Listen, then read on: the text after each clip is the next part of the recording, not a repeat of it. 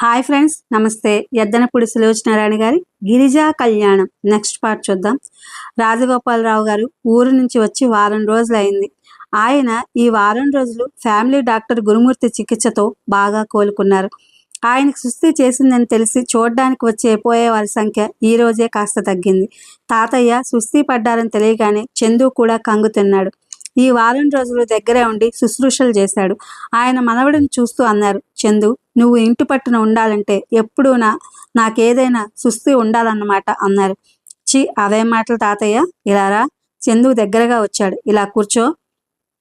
చందు మంచం మీద కూర్చున్నాడు. ఆయన చందు చేతిని తన చేతిలోకి తీసుకుంటూ అనునయంగా అన్నారు, నాకింకా భూమి మీద నూకలు ఉన్నాయి కాబట్టి బ్రతికి బయటపడ్డానని అనుకో. అదే ఆ రోజు నాకు ఈ రుణం తీరిపోయినట్టయితే. చందు మాట్లాడలేదు. ఈయన తాపత్రయం ఏమిటో అతనికి అర్థం కాదు. హాయిగా 75 సంవత్సరాల జీవితాన్ని సకల సుఖాలతో అనుభవించాడు. ఇంకా ఎందుకు ఆరాటం? నీ పెళ్ళి అయిపోతే నాకు ఎప్పుడు ఎక్కడ పోయినా దిగులు లేదు. చందు లేవబోయాడు. ఆయన చేయి పట్టి ఆపటంతో మళ్ళీ కూర్చున్నాడు. ఆయన అన్నారు, చందు, నా మాట ఒక్కటి విను. ఈ సృష్టిలో ప్రతి దానికి ఒక నియమం ఉంది. ఈ ప్రాణం అనేది ఉందే, మన తల్లిదండ్రుల దగ్గర ఎలా పుచ్చుకుంటామో మళ్ళీ మన పిల్లలకి మన ద్వారా సంక్రమించనియాలి. వృద్ధి చెందడం అనేది ఈ ప్రకృతి లక్షణం. నీకు పెళ్లి మీద ఎందుకు ఇష్టం లేదో నాకు అర్థం కాదు. కనీసం నువ్వు ఈ ఇంటిని గురించి అయినా ఆలోచించాలి. ఈ ఇంటి ఆచార వ్యవహారాలుగా కొన్ని సాంప్రదాయాలు ఉన్నాయి. వాటిని శ్రద్ధగా నెరవేర్చే వ్యక్తే కావాలి. ఈ ఇంటికి ఏళ్ల తరబడి నుంచి అంటి పెట్టుకుని విశ్వాసంగా మసలుతున్న సాయన్న, మాలి, వంట మనిషి, పని మనిషి లాంటి నౌకర్లు ఉన్నారు. వాళ్ళ మంచి చెడ్డలు చూసేందుకైనా మనిషి కావాలి. నువ్వు పెళ్లి చేసుకోకపోతే ఈ బాధ్యతలు ఎవరు చూస్తారు? వాటికి ఒక మనిషిని పెట్టుకుంటే సరిపోదా తాతయ్య? ఆయన అసహనంగా చూశారు. నువ్వు పెళ్లి చేసుకోకపోతే ఈ వంశం ఎలా నిలుస్తుందిరా? దానికేముంది? అనాథ శరణాలయం నుంచి ఎవరినైనా తెచ్చి పెంచుకుంటే సరే. ఏం మాటలు రావి? నువ్వు మతుండే మాట్లాడుతున్నావా? ఆయన కోపంగా లేవబోయారు. ఓకే ఓకే, దీని గురించి మనం తర్వాత మాట్లాడుకుందాం, ఇప్పుడు కాదు. నువ్వు అసలే నీరసంగా ఉన్నావు, ఆవేశపడకు. చందు తాతగారి భుజాలు పట్టుకుని వెనక్కి ఆనించి పడుకోబెట్టాడు. ఎప్పుడు అడిగినా తర్వాత తర్వాత అంటావు. ఆ తర్వాత ఎప్పుడు వస్తుందో నాకు తెలియకుండా ఉంది. ఈ లోపల నా జీవితం తెల్లారిపోయేట్లుంది. అనాథాశ్రమం నుంచి తెచ్చి పెంచుకుంటానంటాడు. మన వంశం పేరు ప్రతిష్ట. చందు బోర్గా చూశాడు. ఇంతలో ఫోన్ మ్రోగింది. వెళ్ళి తీశాడు. ఏమిట్రా రమేష్? నిజంగానా? అతని మొహం మొత్తాబులా వెలిగిపోయింది. ఫోన్ పట్టుకునే తాతగారి వైపు తిరిగాడు. తాతయ్య, ఈరోజు గుర్రపందాల్లో మన స్వీట్ డ్రీమ్ గెలిచిందట. చీర్స్ అని ఫోన్లోకి, రమేష్, నేను ఇప్పుడే వస్తున్నానురా, మనం గ్రాండ్గా సెలబ్రేట్ చేసుకుందాం అని ఫోన్ పెట్టేశాడు. తాతయ్య, నేను నీకు రాత్రికి ఇక కనిపించను, ఇప్పుడే చెప్పేస్తున్నా, గుడ్ నైట్, టాటా అనేసి వెళ్ళిపోయాడు. రాజగోపాలరావు గారు నిట్టూర్చారు. వాడి కాలు క్షణం ఇంట్లో ఉండదు. ఒకవేళ నిలిచినా ఆ రాకాసురులు ఊరుకోరు, రమ్మనమని పిలుస్తారు. వాళ్ళు పిలిచారంటే చందు పగ్గాలు వేసి పట్టుకున్న ఆగడు, తెంచుకుని పారిపోతాడు. ఈ కళ్ళతో వీడి పెళ్లి అనేది చూస్తానా? ఫోన్ మళ్ళీ గణగణలాడింది. మేనేజర్ వచ్చి తీశాడు. డాక్టర్ గారు చేశారండి, మీకే అంటూ ఫోన్ తెచ్చి అందించాడు. హలో అన్నారాయన.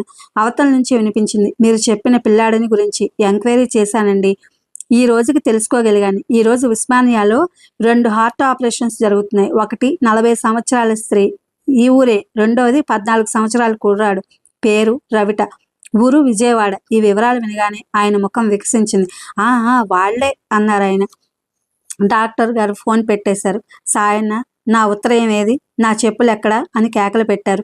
ఆ రోజు స్టేషన్లో తను చాలా నిస్సత్తువులో ఉండి ఆ అమ్మాయిని దించి రమ్మని సాయన్నకి అప్పచెప్పారు. ఇంటికి వచ్చిన తర్వాత తన మంచం మీద నుంచి లేవలేదు. డాక్టర్ రావడం, తన సుస్థి గురించి అడగడం, ఎక్స్రేలు, రక్త పరీక్షలు చూడడానికి వచ్చిపోయే పరామర్శకులు, వీటితోనే 2-3 రోజులు ఊపిరాడలేదు. 4వ రోజున ఆయనకు కాస్త ఒంటరితనం చిక్కినప్పుడు సాయన్నని గిరిజ గురించి అడిగారు. అడ్రస్ తేలికగా దొరికిందా? ఆ అమ్మాయిని ఇంటి దగ్గర దింపావా? ఏమని చెప్పింది? బత్తాయి రసం తీస్తున్న సాయన్న జరిగిందంతా చెప్పాడు. అది విని రాజగోపాలరావు గారు విస్తుపోయారు.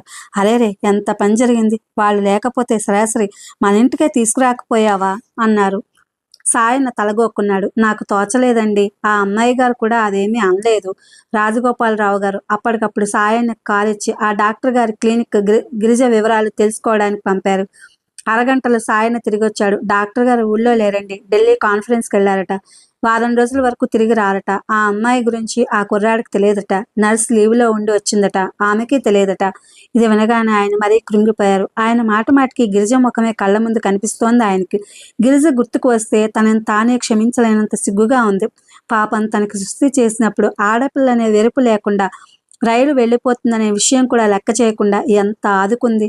తన మూలంగా వాళ్ళ పెట్టెను కూడా పోయింది. ఇంత ఉపకారం చేసిన ఆ అమ్మాయిని ఈ ఊరు రాగానే తన సంబంధం లేనట్లుగా వదిలేసినట్లుంది.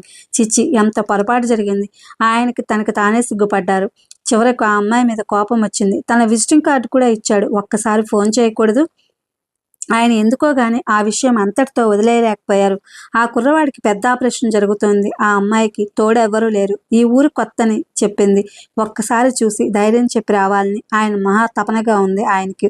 చివరికి మర్నాడు తనని పరీక్ష చేస్తున్న డాక్టర్తో గిరిజ గురించి, రవి గురించి చెప్పేశారు. డాక్టర్, మీరు పెద్ద డాక్టర్లు, పలుకుబడి కలవారు, కాస్త ఎంక్వైరీ చేస్తే తెలుసుకోలేకపోరు. ఆయన పేరు రవి, పేరు, ఊరు, వ్యాధి వివరాలు నోట్ చేసుకున్నాడు. 2 రోజుల అనంతరం ఆయన ఈ రోజు ఫోన్ చేసి ఆ వివరాలు చెప్పారు. రవికి ఈ రోజే ఆపరేషన్ అయిందట. బొంబాయి నుంచి వచ్చిన స్పెషలిస్ట్ చేశాడు. ఆ మాట వినగానే రాజగోపాలరావు గారు వెంటనే సాయనని తోడు తీసుకుని బయలుదేరారు. ఇది ఫ్రెండ్స్, ఎద్దనపూడి సులోచనారాయణ గారి గిరిజా కళ్యాణం. Thank you for watching.